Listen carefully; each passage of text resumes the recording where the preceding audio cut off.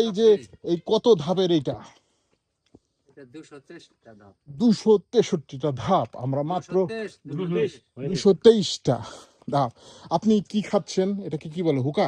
বাপ দাদার আমলের ঐতিহ্য, হ্যাঁ, সারা বাংলার ঐতিহ্য, এটা ছাড়া কোনো উপায় ছিল না। দেখি আপনি একটু আমাদের সামনে খেয়ে দেখেন কত চমৎকার ভাবে এটা খায়। আপনারা দেখেন দর্শক, চমৎকার একটা শব্দ হচ্ছে, আপনারা শুনতে পান কিনা।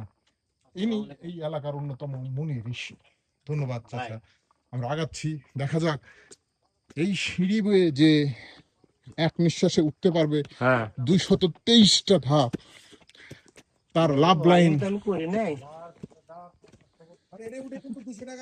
সব সময় ভালো থাকবে। দেখেন আমি একটু নিচে দেখাই, অলরেডি নিচু দেখা যাচ্ছে না কত নিচে আমরা।